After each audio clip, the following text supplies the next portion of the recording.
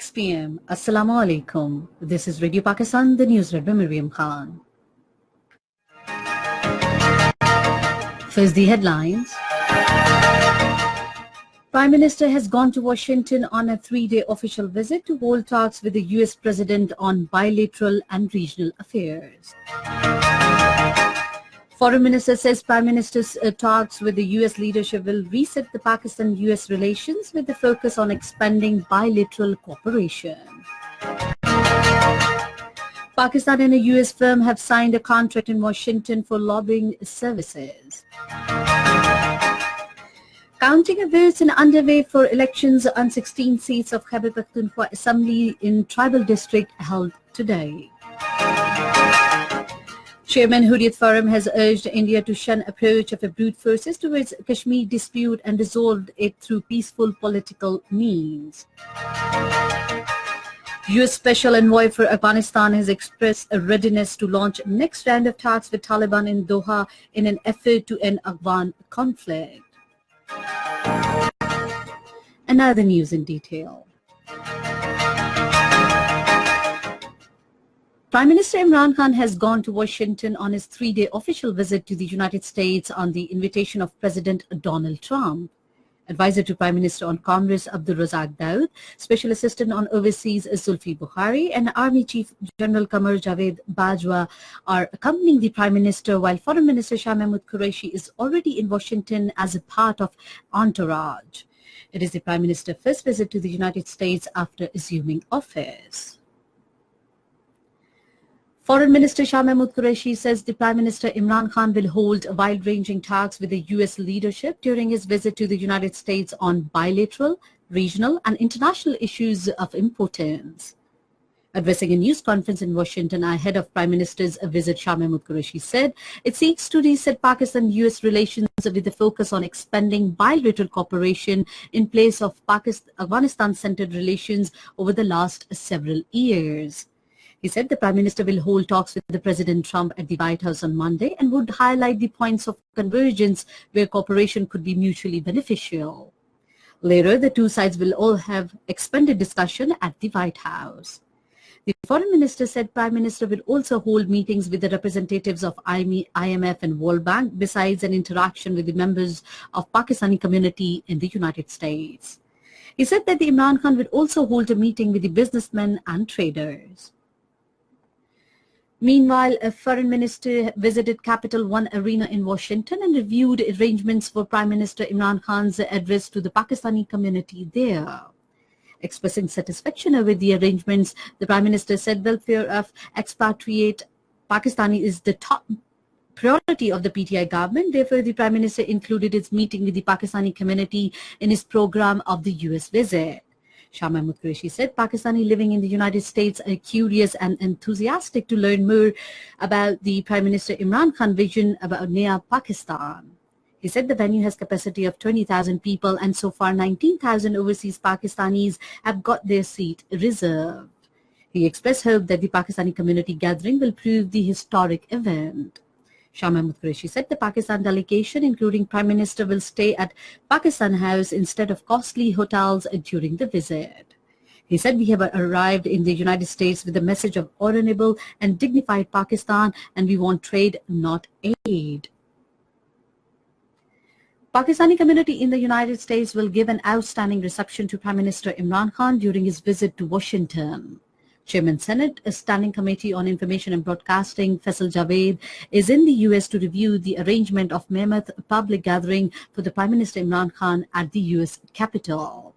The senator, who is the host the reception, also visited the Capital One Arena and reviewed the preparation in detail. Pakistan Embassy in Washington and a top U.S. lobbying firm, Holland & Knight, have signed a contract in Washington for lobbying services. The firm will assist Pakistan Embassy in Washington to express bilateral ties and further strengthen them, keeping in view political landscape of the United States. On the occasion, leading Republican from the New York, a former congressman and representative of Holland & Knight firm, Tom Reynolds, held a meeting with the Foreign Minister Shah Mahmood Qureshi. Speaking on the occasion, the Foreign Minister said Prime Minister Imran Khan's visit to the United States will usher a new era in Pakistan-US relations. He expressed confidence that the Holland and Knight firm will fully assist Pakistan embassy to promote Pakistan-US ties. Tom Reynolds of firm has assured that his firm will extend full assistance to Pakistan embassy for expansion in Pak-US ties on the basis of mutual interest and respect. This is Radio Pakistan giving you the news. President Arif Alvi has stressed the need for exploiting alternative sources of energy to produce cheap electricity in the country. Addressing a function in Karachi today, he pointed out that the nuclear and water are one of the cheapest sources of energy. Besides, there is a need to fully explore wind and solar for the electricity generation. Director General Hajj Dr. Sajid Yousafzai says the well-coordinated transportation plan has been put in place for smooth movement of pilgrims. This he said in an exclusive interview with the state media in Makkah. He said drivers have been given the residence in the halls of the pilgrims' buildings to avoid any breakdown in transport. Radio Pakistan's special correspondent reports from Makkah that the intending pilgrims have lauded the government of Pakistan for facilitating them to timely offer their prayers at Khana-e-Kaaba. Polling for elections on 16 seats of Khyber Pakhtunkhwa Assembly in Tribal District has ended and counting of the votes is in progress. According to the Provincial Election Commission, Khyber Pakhtunkhwa, the polling was held in a peaceful and transparent manner. Tight security measures were taken for maintaining peaceful atmosphere on the occasion of polling. Radio Pakistan's Peshawar correspondent reports that this is the first occasion in the history of country that the polling was held for the election of Khyber Pakhtunkhwa Assembly in the tribal areas. Radio Pakistan's News and Current Affairs channel has arranged the 3-hour special transmission on Provisional Assembly elections in Tribal District from 5 p.m. today, along with the live streaming from Facebook. In occupied Kashmir, Chairman Hurriyat Forum Mir Waiz Umar Farooq has urged India to shun the use of brute force approach and resolve Kashmir dispute through peaceful political means. Addressing a gathering in Srinagar, he said it is a fact that even after the passage of over 7 decades, the Kashmir dispute continues to remain a reality with India and Pakistan as parties to do it. He called upon Indian government to choose the path of engagement for peaceful settlement for the long-pending Kashmir dispute in the larger interest of people of entire South Asia. U.S. Special Envoy Zalmay Khalilzad has expressed a readiness to launch the next round of talks with Taliban in Doha in an effort to end Afghan conflict through a political settlement. In a tweet, Khalilzad expressed hope that he will make further progress in this round of talks with Taliban. Earlier, he termed the last round of talks most productive. Britain has expressed a deep concern over Iran's unacceptable use of its flagged tanker in the Gulf. British spokeswoman told BBC that the action is a clear challenge to international freedom of navigation. Meanwhile, Iran said the ship was violating the international maritime rules. In Yemen, Saudi-led coalition destroyed 6 military targets of the Houthi rebels during a series of airstrikes in capital Sana'a today.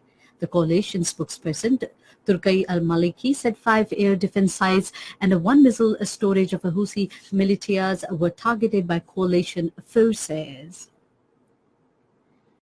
Meanwhile, Houthi rebels launched bomb-laden drone attacks at the King Khalid Air Base in Asir region in southwestern Saudi Arabia today. And finally, the weather report.